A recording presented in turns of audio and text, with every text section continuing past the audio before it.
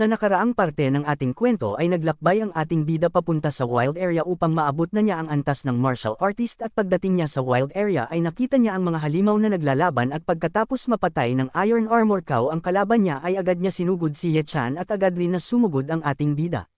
Sa pagpapatuloy, agad na tumalon si Ye Chan at agad na tinawag ang kanyang inventaryo upang ilabas ang kanyang sandata. At nang makakita na siya ng pagkakataon ay agad niyang inatake ang halimaw ngunit nagawa namang ginamit ng halimaw ang kanyang defense talent at naharang nito ang ataking pinakawalan ng ating bida. Nagulat si Ye Chan dahil sobrang tibay ng depensa ng halimaw at bigla namang sumigaw ng malakas ang halimaw at nagdulot ito ng malakas na hangin at pagtalsik ng mga piraso ng bato. Si Ye Chan naman ay hindi nagawang maharang ang atake ng halimaw kaya tumilapon rin siya at tumama sa isang bato.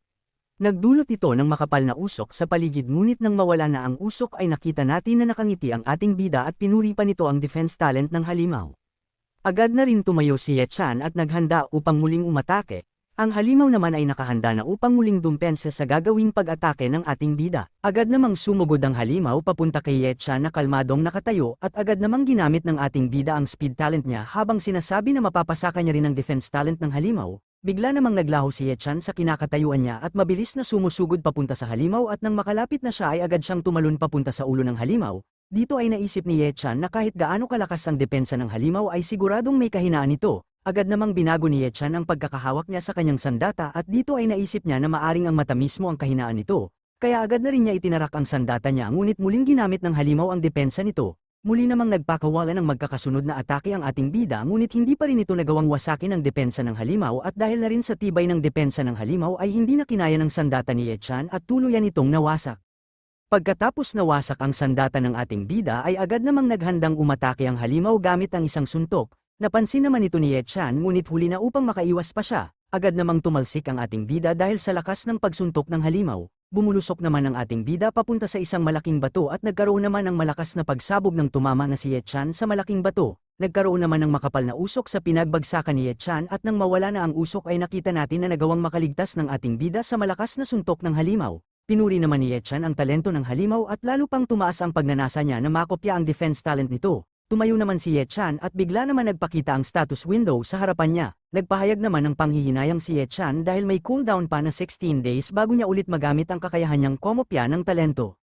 Tinignan naman ng ating bida ang nasirang sandata niya habang sinasabi na mas mabagal ang Iron Armor Cow kumpara sa Silver Moon Wolf ngunit mas malakas naman ito sa Violent Scaled Snake. Pagkatapos noon ay itinapon ni Ye Chan ang sirang sandata niya habang sinasabi na kailangan lamang niyang mahanap ang kahinaan ng halimaw at kapag nagawa niya yun ay may pag-asa siyang matalo ang halimaw. Pagkatapos noon ay ginamit na niya ang kanyang Dark Shadow talent at agad na naglaho sa kanyang kinatatayuan at agad namang tumalon ang ating bida papunta sa halimaw. Dito ay nakita natin na nagpakawala ng sobrang bilis at sunod-sunod na mga atake si Ye Chan ngunit nagagawa pa rin itong madepensahan ng halimaw. Huminto naman si Ye Chan sa pag-atake at saad niya, na dahil sa Dark Shadow talent ay hindi siya napapansin ng halimaw kahit na paulit-ulit na niya itong inaatake. Saad pa ni Ye Chan na kahit ang Sword talent niya ay hindi magawang magasgasan man lang ang depensa ng halimaw. Nagtatakang tanong pa ni Ye Chan kung nasaan kaya ang kahinaan ng depensa ng halimaw. Agad namang pumunta si Ye Chan sa likuran ng halimaw at nagulat siya dahil napansin niya na mahina ang depensa ng halimaw sa parteng ito. Dahil dito ay natatawang naisip ni Ye Chan na mukhang ang itlog ng halimaw ang kahinaan nito. Agad namang sumugod ang ating bida at agad na inihanda ang kanyang sandata at nang makalapit na si Ye Chan sa itlog ng halimaw ay agad niyang ginamit ang pamamaraan niya sa espada ang Sword Shadow Assault at dahil sa lakas ng atakeng ito ay tumalsik ang maraming dugo ng halimaw. Napasigaw naman sa sakit ang halimaw na kalabaw at din nagtagal ay bumagsak na ang walang buhay na katawan nito. Napangiti naman si Ye Chan dahil tama nga ang hinala niya na yun ang kahinaan ng halimaw. Agad namang tinusok ni Ye Chan ang katawan ng halimaw at pagkatapos ay kinolekta niya ang tumutulong dugo nito. Dito ay nakakolekta si Ye Chan ng 4 na bote ng dugo ng halimaw.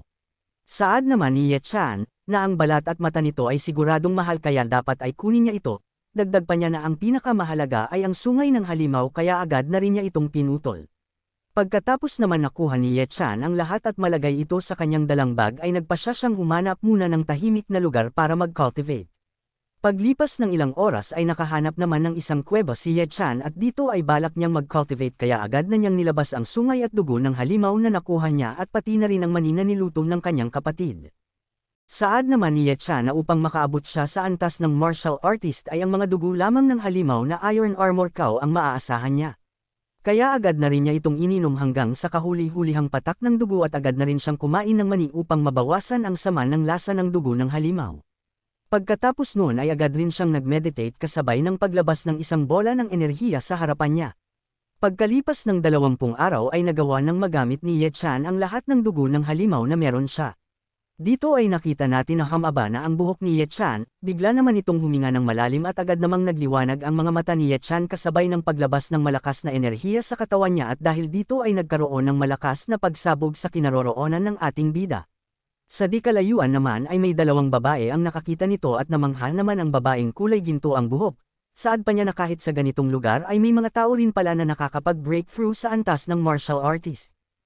Bahagya namang napangiti ang babaeng kulay itim ang buhok at nagtataka ito kung sino naman kaya ang taong nag-breakthrough sa antas ng martial artist sa ganitong lugar.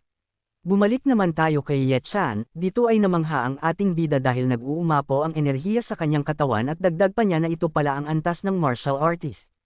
Napalingon naman si Ye Chan at dito ay nakita niya ang mga boteng walang laman at dahil dito ay naalala niya ang halimaw na Iron Armor Cow, at dahil dito ay agad niyang kinuha ang dala niyang bag. Saad pa niya na 20 araw na ang lumipas at maaari na ulit niyang magamit ang kakayahan niyang komopya ng talento.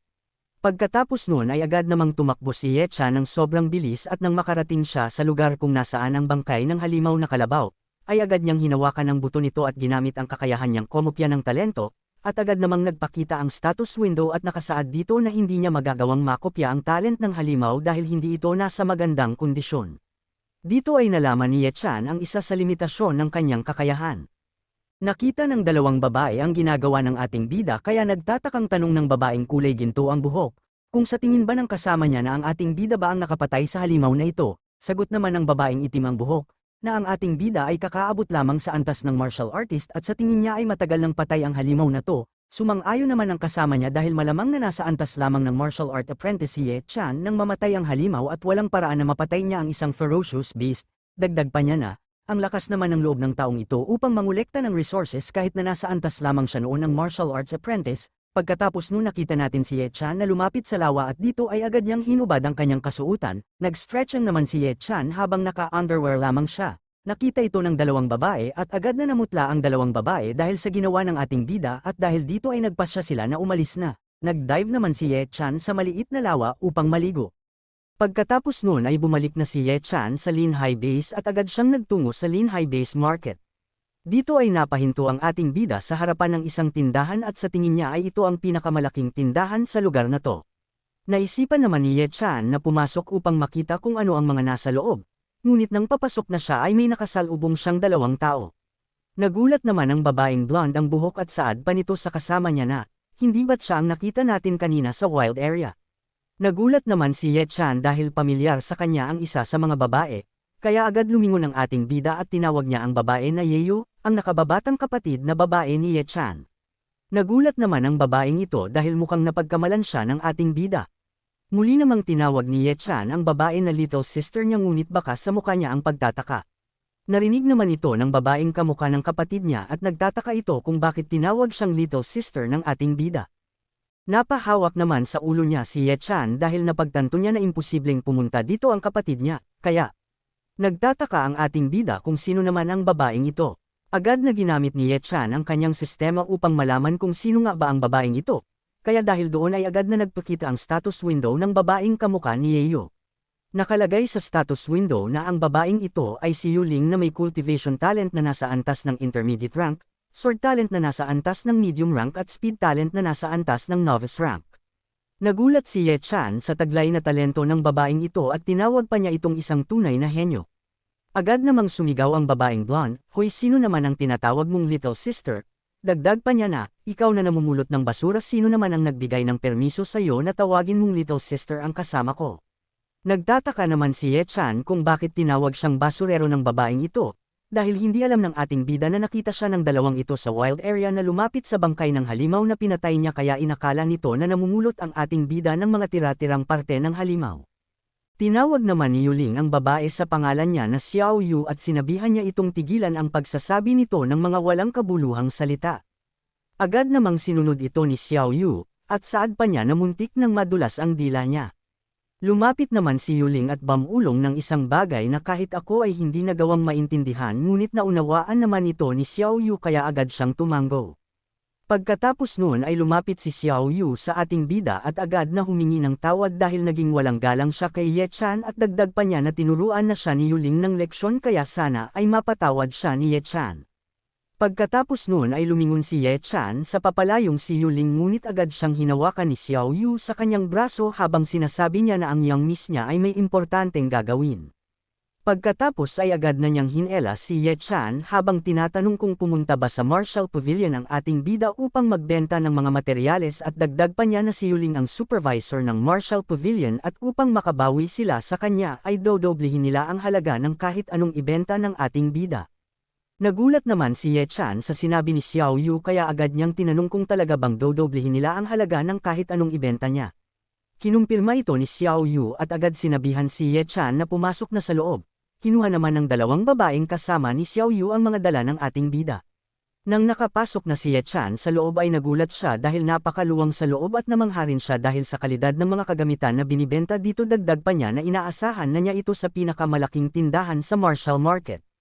Agad namang nagdala ng tea ang isa sa mga babaeng tauhan ng tindahan at tinawag nitong martial arts lord ang ating bida habang nilalapag nito ang tea sa harapan ni Ye Chan.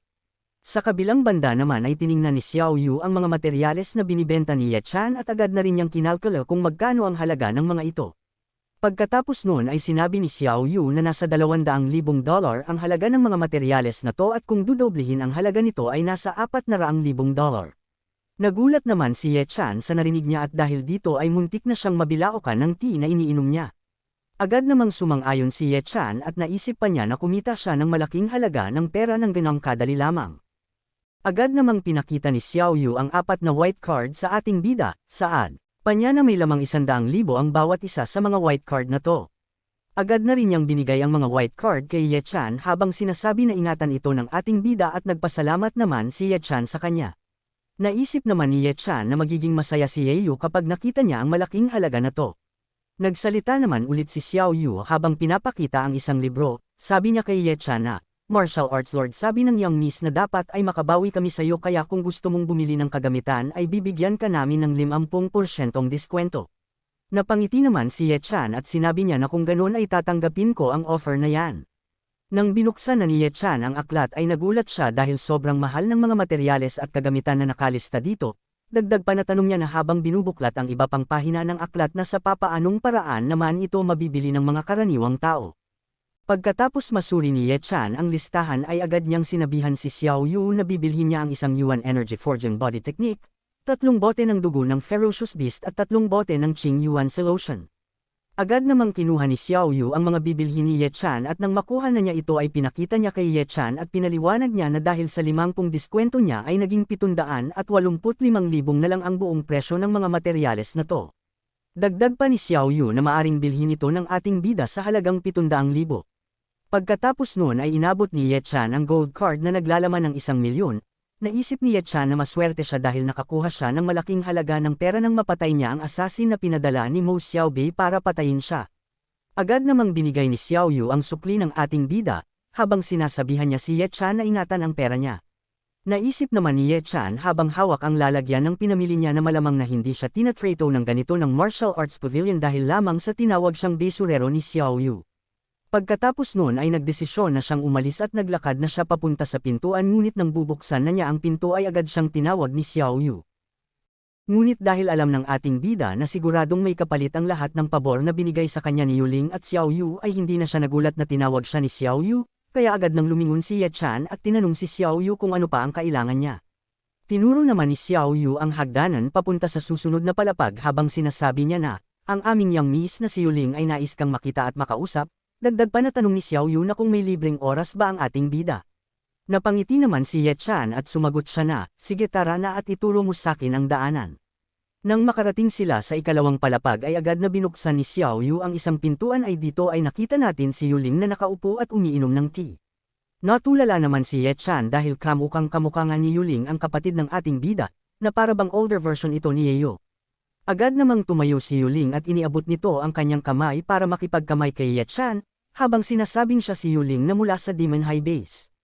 Dito ay pinakilala sa atin si Yuling at siya ay nasa antas ng elite martial artist at nagmula sa isang malaking kampo ang Demon High Base at siya ang kasalukuyang branch supervisor ng Martial Pavilion. Pagkatapos noon ay nagkamaya na ang dalawa at sa sandaling naghawak ang kamay nila ay agad ginamit ni Ye Chan ang kakayahan niyang mangopya ng talento at dahil dito ay nagawa niya makopya ang cultivation talent ni Yuling na nasa antas ng intermediate rank. Pagkatapos noon ay nagpakilala na siya, ako si Ye Chan at mula ako sa Lin High Base. At dito na nagtatapos ang ating part 7 kaya kung gusto nyo ng part 8 ay sabihan nyo lang ako sa comment section at wag nyo sanang kalimutang mag-like at mag-subscribe.